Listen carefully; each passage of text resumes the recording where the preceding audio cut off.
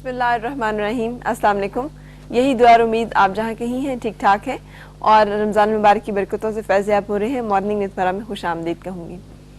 दुआ एक ऐसा अमल है जो सबसे ज़्यादा खूबसूरत है। हमें ऐसा लगता है कि हमारी तमाम इबादतों का, हमारी तमाम रियासतों का, हमारे सारे मुशाहिदों का और हमारी जितनी तकलीफ़ें हैं उन सब का इआदा जो है, उन सब का जो मदावा है वो इन अल्फाज में हो जाता है जो हम दुआ में अदा करते हैं। इसकी बहुत सारी हिकमतें हैं, इसकी बहुत से साइंस ने बहुत सारी लॉजिक्स एंड रीजंस इसकी बयान की। कुछ लोग ये भी कहते हैं कि जब आप दुआ मांग रहे होते हैं और आप अल्फाज अदा कर रहे होते हैं तो दरअसल आप अपने लाशऊर में वो बातें फीड कर रहे होते हैं और वो जो फीडिंग है वो फिर आपको स्ट्रेंथ दे रही होती है और स्ट्रॉन्ग कर रही होती है। लेकिन बहैसियत मुसलमान हमारा ये ईमान है कि हम अपने अल्लाह के सामने जब हाथ फैलाते हैं और जब हम उसके सामने सर झुकाते हैं और अपनी दिल का हाल उसके सामने बयान करते हैं, ना सिर्फ दिल का हाल बल्कि वो तमाम मामला जो कि हमारे दिल के अंदर पोशीदा होता है, वो तमाम बातें जो कि हम चाह रहे होते हैं, वो तमाम मामलात जो कि हम चाह रहे होते हैं, जब हम उससे मांगते हैं तो जो एक तसल्ली और एक सुकून की कैफियत हमें मैसर होती है उसका ही कोई बदल नहीं है। और रमज़ान मुबारक में एक बहुत खूबसूरत मौका होता है क्योंकि हम बहुत ज़्यादा इबादत कर रहे होते हैं, हमें यकसुई बहुत ज़्यादा होती है, खुशो खुजू बहुत ज़्यादा होता है जो कि ज़रूरी होता है और इसलिए दुआ मांगने का जो मरहला और प्रोसेस है वो ज़्यादा खूबसूरत और ज़्यादा आसान हो जाता है। लेकिन बाज़-औक़ात होता ये है कि मैंने बहुत दफ़ा देखा है, हमने इबादत तो की, हमने नमाज तो पढ़ी, लेकिन दुआ मांगने में हम बहुत जल्दी से काम लेते हैं और चंद मखसूस जुमलों के साथ दुआ मांगी जाती है और उसके बाद हम ये चाहते हैं कि हमें वो सब कुछ मिल जाए, या हम कोशिशें करते हैं कि हमने दुआ तो मांग ली एक रस्मी सी और एक इंतहाई उन अल्फाज में जिनका हमें खुद भी बाज़-औक़ात शऊर नहीं और अंदाज़ा नहीं कि हम क्या अदा कर रहे हैं, और उसके बाद हम दूसरे लोगों की तरफ मुतवज्जो हो जाते हैं कि अच्छा अब मेरा जो काम है वो इसने करना है और अब मुझे फ़लाँ काम जो है वो फ़लाँ शख्स करेगा और फ़लाँ काम के लिए मुझे फ़लाँ शख्स को कहना है। होना ही चाहिए कि ये जो दुआ है जिसमें हम अपने अल्लाह ताला के साथ राब्ता कर रहे हैं, ये राब्ता एक रूहानी सतह पर हो, एक दिली सतह पर हो, एक जज्बाती सतह पर हो। जब हम इन तमाम लेवल्स पे कम्युनिकेट कर रहे होते हैं, इन तमाम लेवल्स पे कनेक्ट हो रहे होते हैं उस ज़ात बारी ताला के साथ, तो फिर हमारी तमाम फीलिंग्स, वो बातें भी जो हमारे दिल में रह जाती हैं, वो बातें भी, वो एहसासात भी जिन्हें हम अल्फाज नहीं दे सकते, जिन्हें हम बयान नहीं कर सकते, वो भी उस तक पहुँचते हैं और वो पहुँचने के बाद उनको एक्सेप्ट किया जाता है। लेकिन उनको एक अल्फाज की शक्ल देना बहुत ज़रूरी है। इससे जब हम दुआ मांगने बैठे तो इसमें शर्म की कोई बात नहीं है कि हम अल्लाह ताला से छोटी से छोटी चीज़ के लिए दुआ करें और बड़ी से बड़ी चीज़ के लिए दुआ करें।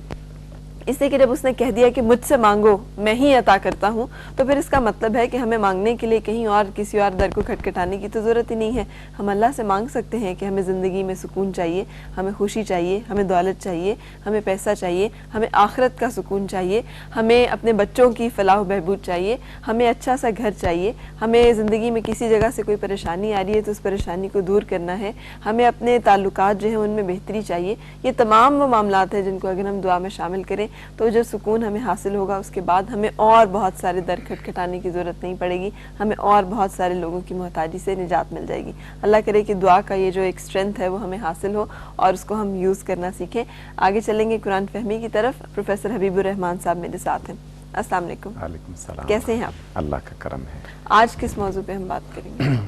हमारी हर गुफ्तगू अल्लाह ही से शुरू होती है और आज आपने भी अल्लाह ताला ही के हवाले से बात का आगाज़ किया कि हम हर दुआ अपने अल्लाह से मांगते हैं, जो भी ज़रूरत हो और जो भी तमन्ना हो उसी के सामने हाथ फैलाते हैं।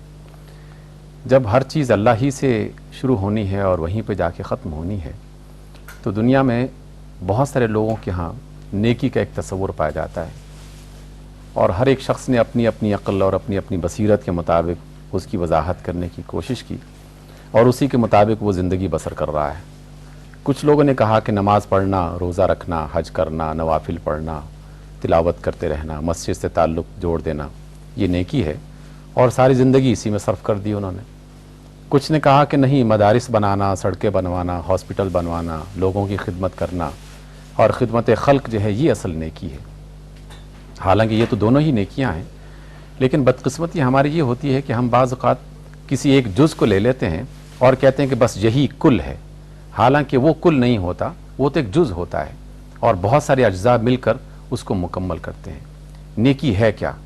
इसके बारे में मैं अपनी राय, आपकी अपनी राय, किसी और की और राय हो सकती है और इनमें से कोई सही और कोई गलत भी हो सकती है। तो क्यों ना हम उसी अल्लाह से पूछें कि जिसने नेकी का और इत्मीनान का और सुकून का तसव्वुर दिया है कि नेकी है क्या। ہم دنیا میں دیکھتے ہیں کہ بہت سارے لوگ ہیں جو مختلف چیزوں سے وابستہ ہو جاتے ہیں اور اپنے آپ کو پرسکون بنانے کے لیے، مطمئن کرنے کے لیے، کوئی پتھر کے سامنے جھک رہا ہے، کوئی درخت کے سامنے ہے، کوئی آگ کی پرستش کر رہا ہے، کوئی دریا کی، کوئی صحرا کی، کوئی سورج کی، کوئی چاند کی، کوئی انسان کی، کوئی بشر کی۔ یہ ساری صورتیں جو ہیں یہ اپنے طور پر کسی نہ کسی نیکی کا تصور اپنے اندر رکھتی ہیں اور کہتے ہیں کہ یہ ہم نیک کام کر رہے ہیں، اسی وجہ سے تو ہم ان کے سامنے کھڑے ہوئے ہیں۔ لیکن اللہ رب العزت نے اپنی کتاب حکیم میں سورہ بقرہ، جو سب سے طویل اور بہت سارے احکام پر مشتمل ایک سورت ہے، اس کا جب دوسرا پارہ شروع ہوتا ہے تو اس کا پہلا جو پاؤ مکمل ہوتا ہے تو اس میں ایک آیت ہے، ایک ہی آیت میں پورے دن کی تصویر اور پوری نیکی کا تصور جو واضح کیا گیا ہے۔ اللہ نے بڑے خوبصورت الفاظ میں آغاز اس چیز سے کیا کہ لیس البر ان تولوا وجوہکم قبل المشرق والمغرب۔ اصل نیکی یہ نہیں ہے کہ آپ نے اپنا رخ مشرق کی طرف پھیر لیا ہے یا مغرب کی طرف پھیر لیا ہے، اور یہاں مشرق اور مغرب ایک استعارہ بھی ہو سکتا ہے کہ اصل چیز کوئی مکان یا جگہ نہیں ہے، یا کوئی پتھر یا مٹی نہیں ہے، کوئی درخت یا کوئی چیز نہیں ہے، کیونکہ یہ سب کے سب محض ایک وسیلہ بنتے ہیں انسانوں کو جمع کرنے کا۔ اللہ رب العزت نے پوری دنیا کے مسلمانوں کو اگر خانہ کعبہ دیا ہے تو خانہ کعبہ بذات خود نیکی نہیں ہے، اور وہاں کے پتھر وہ انسانوں کو نقصان یا فائدہ نہیں پہنچاتے، وہاں کا غلاف یہ انسان کو فائدہ یا نقصان نہیں پہنچاتا، وہاں کا حجر اسود یہ انسان کے لیے بلندی اور برتری یا کمتری کا باعث نہیں ہوتا، بلکہ وہ اللہ ہے کہ جس نے اس مرکز کو سارے لوگوں کو جمع کرنے کے لیے بنا دیا۔ اور اسی وجہ سے ہم جانتے ہیں کہ نماز کے لیے اگرچہ خانہ کعبہ ایک قبلے کے طور پر متعین کیا گیا، لیکن اگر کوئی صحرا میں سفر کر رہا ہے، کوئی سمندر میں سفر کر رہا ہے اور قبلے کا تعین نہیں ہو رہا، تو بس ایک اندازہ لگا کے کہ اس طرف جو ہے وہ قبلہ ہوگا، آدمی نماز شروع کر دیتا ہے، اور اللہ نے کہا کہ جہاں بھی تم رخ کرو اللہ وہاں موجود ہے۔ گویا کہ ہمارا سجدہ کسی پتھر کو، کسی دیوار کو نہیں ہوتا، بلکہ اللہ تعالیٰ کی ذات گرامی جو ہے اس کو ہوتا ہے۔ اس وجہ سے فرمایا کہ مشرق مغرب کوئی چیز نہیں ہے، وَلَكِنَّ الْبِرَّ مَنْ آمَنَ بِاللَّهِ، بلکہ نیکی تو یہ ہے کہ اپنے عقیدے کو درست کرتے ہوئے پہلے اللہ پر ایمان لایا جائے اور اس کو مضبوط کیا جائے، اور پھر والیوم الآخر، کہ آخرت کا دن لازماً آنا ہی آنا ہے، اور اس میں ہر انسان نے جو کیا ہے اس کا اس نے نتیجہ حاصل کرنا ہے، اس پر یقین کر لیا جائے، پختہ یقین کر لیا جائے۔ اور کیا ہے؟ والملائکۃ، کہ کاروبار کائنات کو چلانے کے لیے اللہ تعالیٰ نے فرشتوں کی ایک فوج ظفر موج لگا رکھی ہے، اور ہر ایک جماعت اپنا اپنا ایک کام کر رہی ہے، کوئی ہواؤں کو چلا رہا ہے، کوئی بادلوں کو لا رہا ہے، کوئی مے برسا رہا ہے، مختلف قسم کے کام ہیں جو فرشتے سر انجام دے رہے ہیں۔ زندگی اور موت کے فیصلے جو ہیں اللہ کی طرف سے ہوتے ہیں، لیکن کارندے فرشتے ہیں جو اس کو باقاعدہ نافذ کرتے ہیں۔ اور پھر فرمایا کہ والکتاب والنبیین، کتاب پر یقین کر لو اور تمام نبیوں پر یقین کر لو۔ یہاں ایک خوبصورت پہلو یہ ہے کہ اللہ نے کتاب کا لفظ سنگولر استعمال کیا ہے اور نبیین جمع کا لفظ استعمال کیا ہے، کہ آدم سے لے کر محمد عربی صلی اللہ علیہ وسلم تک جتنے بھی نبی آئے اہل ایمان سب کو مانتے ہیں اور سب کو برحق سمجھتے ہیں۔ البتہ کتابوں کی صورت میں ایک قرآن ایک ایسی کتاب ہے جو اپنی صحیح ترین شکل میں ابھی تک موجود ہے اور قیامت تک موجود رہے گی۔ سابقہ صحیفے کتابیں جو نازل ہوتی رہیں اس میں رد و بدل انسانوں نے کر دیا، اور اس کا ان کا فائنل ایڈیشن اللہ رب العزت نے اس کتاب حکیم کی شکل میں دے دیا۔ اب دیکھیے ایمان کے بعد کس کا تذکرہ ہو رہا ہے؟ نہ نماز کا، نہ روزے کا، نہ حج کا، نہ کسی اور چیز کا۔ اللہ فرماتے ہیں کہ وَآتَ الْمَالَ عَلَى حُبِّهِ ذَوِي الْقُرْبَى، اللہ تعالیٰ کی چاہت میں، اللہ تعالیٰ کی رضا کے لیے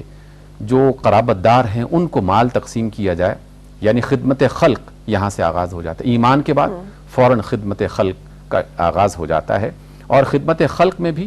ایک دائرہ بنا دیا گیا کہ آپ اپنے چھوٹے سے یونٹ سے آغاز کریں، یعنی جو قریبی ہیں، جو عزیز و اقارب ہیں، ان کے بارے میں انسان کو پتہ چل جاتا ہے کہ کون واقعی ضرورت مند ہے اور کون ضرورت مند نہیں ہے، تو نیکی وہاں سے شروع ہو جاتی ہے کہ وَآتَ الْمَالَ عَلَى حُبِّهِ ذَوِي الْقُرْبَى، اللہ کی محبت میں قرابت داروں کو مال دیا جائے، والیتامى اور یتیموں کو دیا جائے، والمساکین اور مسکینوں کو دیا جائے، وابن السبیل مسافروں کو دیا جائے،